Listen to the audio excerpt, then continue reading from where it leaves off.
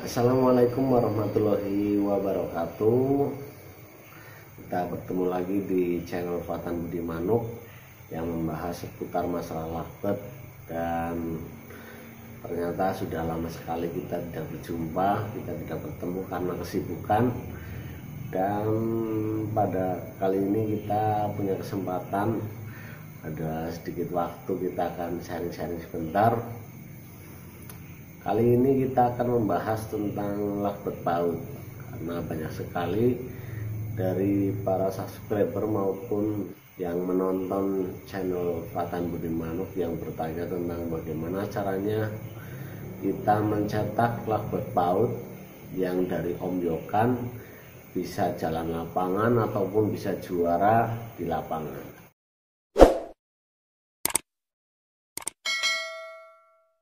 Kita akan bahas mengenai bagaimana caranya supaya kita dalam memilih lakbet ombyokan bisa kita setting untuk kita jadikan bahan kacauan di lapangan. Yang pertama kita adalah cara memilihnya, kita harus benar-benar dia itu lakbet yang benar-benar masih muda. Satu, masih muda, masih belia, kakinya masih hitam ya, diombyokan itu. Terus yang kedua kita pilih yang aktif bunyi, walaupun dia kurang ataupun tidak punya durasi, tapi dia minimal dia punya aktif bunyi, dia punya karakter bunyi yang rajin walaupun dia tidak punya durasi. Yang penting dia bunyi saja.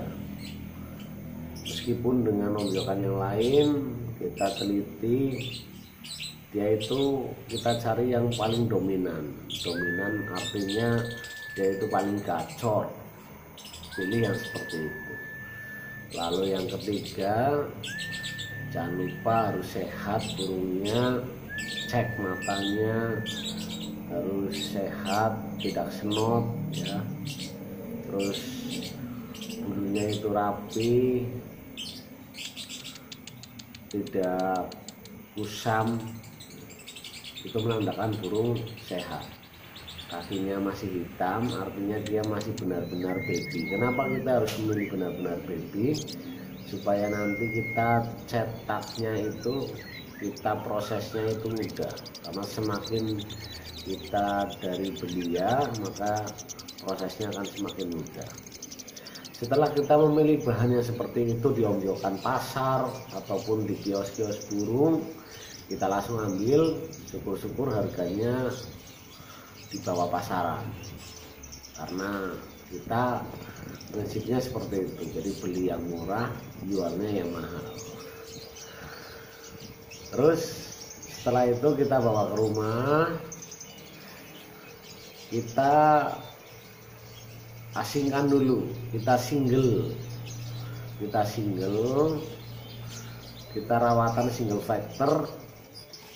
Pagi kita embun, setelah embun kita mandikan, semprot, kita jemur sebentar, lalu pakannya pakan kenceng, terus jemur paling setengah jam paling lama ya. Kalau saya itu paling 15 menit lah cukup.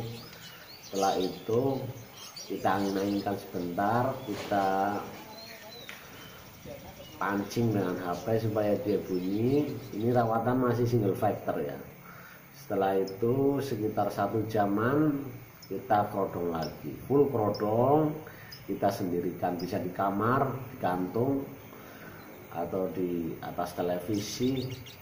Yang penting dia posisi nyaman dan sendirian. Satu ruangan, satu burung, itu lebih bagus.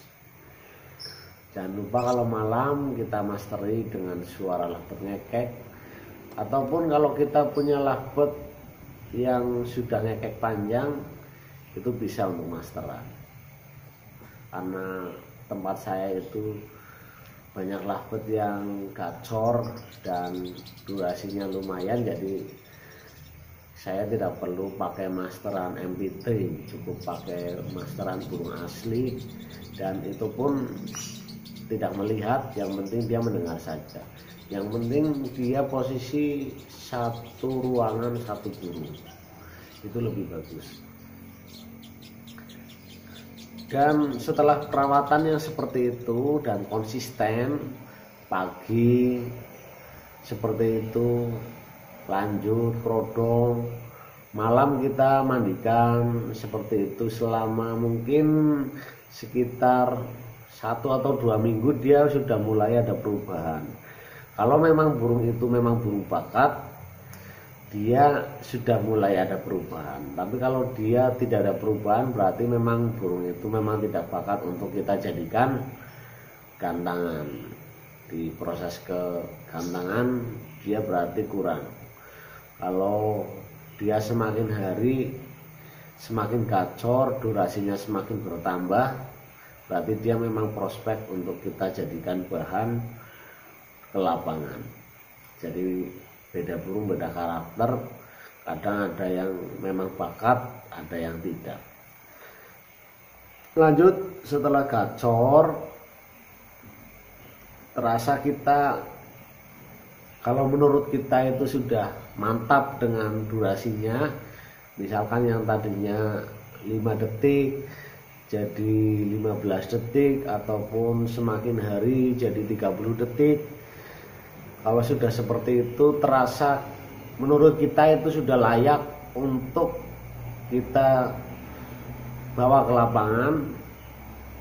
Berarti kita tinggal setting lapangan.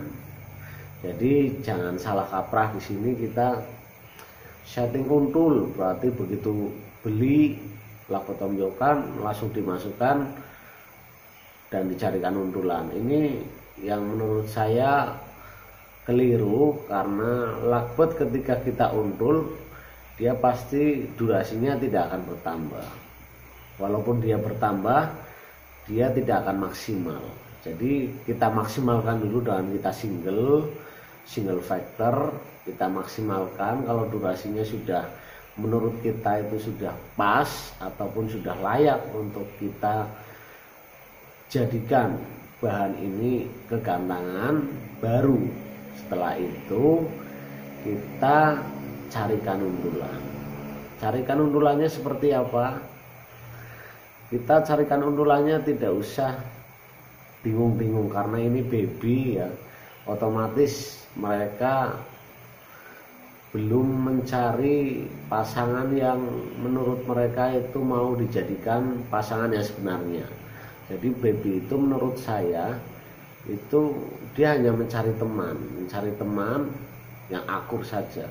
Jadi kalau saya itu langsung saya masukkan ke koloni baby yang lain. Kita masukkan bisa di kandang kotak ataupun di kandang umbaran besar. Semakin besar menurut saya ini akan semakin bagus untuk perkembangan baby agar dia mau jalan di lapangan. Setelah kita masukkan koloni baby di kandang kotak ataupun kandang umbaran, millet sudah kita ganti jadi millet putih. Kita langsung poloskan saja. Lalu kita kasih jagung setiap hari, jagung manis setiap pagi. Minumnya cukup air putih atau air keran saja. Perawatan ini cukup simpel menurut saya. Kalau sudah masuk ke kandang koloni, ini kita cukup mandi malam saja. Pagi kita ganti cepuknya, biasanya dia akan mandi sendiri. Kalau tidak, kita semprot biar menarik dia untuk mandi sendiri. Itu rawatan harian. Kalau mau kasih kangkung boleh kasih kangkung, kasih jagung, karena baby ini kan kalau kita dia sudah benar-benar sudah gacor, tanpa kangkung pun dia sudah gacor. Jadi menurut saya EF-nya setiap hari cukup jagung saja. Terus bagaimana settingan menuju lomba? Jadi hari H kita setting langsung hari H. Kalau baby kita setting langsung hari H. Di kandang koloni kita kasih jagung plus kangkung biasanya. Millet cukup millet putih saja di kandang koloni. Pagi kita semprot. Kalau tidak mau mandi kita semprot sampai basah. Itu pagi hari H. Setelah itu minum, kita kasih vitamin. Minumnya kita kasih vitamin. Vitamin itu banyak sekali, kalian lihat di kios-kios burung ya. Vitamin ada Epojos ataupun Epodfit ataupun apalah bebas. Yang penting kita kasih vitamin sekitar 3-5 tetes pagi hari. Jadi setelah kita ganti air minumnya, kita ganti yang bersih, sudah pada mandi, terus kita teteskan vitamin. Jadi di kandang koloni itu ada millet polos, jagung, kangkung maupun vitamin. Posisi burung sudah mandi pagi, ini hari H. Dan sampai di lapangan kita kasih jagung lagi. Kalau bisa untulannya itu di bawah kalau baby, soalnya mengurangi resiko ketika kita kalau bawa sendirian. Dia biasanya di jalan itu sudah gacor sekali, jadi mengurangi itu supaya dia itu diam. Nanti ketika kita pisah dia tetap maksimal. Sampai di lapangan tetap kita kasih jagung, kita kasih kangkung. Terus kurang satu sesi bisa kita pisah dengan undulannya. Kita sendirikan, kita gantang, biarkan dia tenang di tempat yang menurut kita itu dia itu nyaman. Jadi kita pisah, kurang satu sesi. Biasanya kalau burung yang sudah gacor itu akan kembali ke top perform ketika dia single factor. Cuma kalau sudah kita setting koloni, biasanya durasinya ini akan turun. Yang biasanya 30 ketika single factor, bisa dia hanya 15 detik atau bahkan 10 detik. Itu kita jangan sampai heran ya, karena itu memang wajar. Itu kekurangan dari sistem koloni PAUD. Kalau kita awal gantang, kita pilih nomor pojok atau jauh dari lakbet lain. Minimal kita beri gap atau jarak 1 atau 2 nomor dari lakbet yang lain. Itu kalau perdana gantang. Kita cek dulu ketika dia memang sudah enak, berarti rawatan tetap kita pertahankan, vitamin kita stop. Tapi kalau burung itu masih kepo, masih ngejar-ngejar lawan, kita mandi malamnya kita durasinya perbanyak. Biasanya kalau mungkin dia mandi malamnya cuma sampai basah, habis mungkin setengah liter, kita tambah lagi jadi seliter. Terus paginya durasi mandinya kita tambah lagi. Biasanya kalau cuma sehari pagi mandi sekali, berarti nanti kalau masih kepo kita tambahkan lagi, bisa 2 kali atau 3 kali. Jadi seperti itu. Kalau memang burungnya sudah enak, vitamin kita stop. Terus kalau burungnya tidur, semakin tidur, berarti kita EF-nya kita kurangi. Bisa kangkungnya kita stop, ataupun jagungnya cuma di lapangan saja, atau jangan terlalu kenyang jagung, seperti itu. Tinggal kita mengakali antara mandi, EF, dan vitamin. Itu saja kalau baby. Jadi kita lihat di lapangan seperti apa. Kalau memang kepo, kita tambahkan durasi mandi, vitamin tetap, EF tetap, jagung kangkung. Cuma kita tambahkan durasi mandinya. Misalkan malam cuma setengah liter tambah lagi, pagi tambah lagi. Kalau cuma sekali, sehari sekali, pagi bisa 2, 3, 4 atau 5 kali. Itu kalau untuk burung-burung yang masih kepo. Kalau masih kepo terus, biasanya itu karena koloninya kurang banyak. Jadi minimal di sangkar kotak itu minimal ya ada 4 sampai 6 lah. Kalau saya itu di kandang umbaran itu bisa sampai 10 sampai 12 burung baby dalam satu kandang umbaran. Itu nanti mengurangi resiko burung ketika digantang itu kepo. Itu dia akan tenang karena sudah terbiasa dengan burung banyak. Ketika kita gantang melihat burung-burung banyak, dia akan terbiasa, dia sudah terbiasa di rumah seperti itu.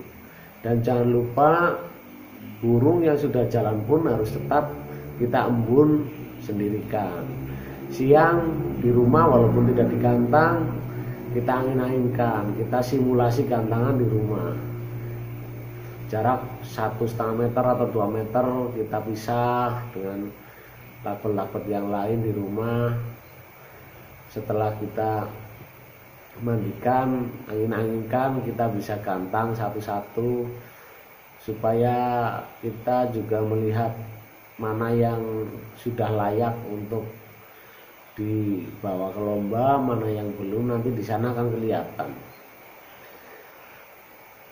Sepertinya itu dulu.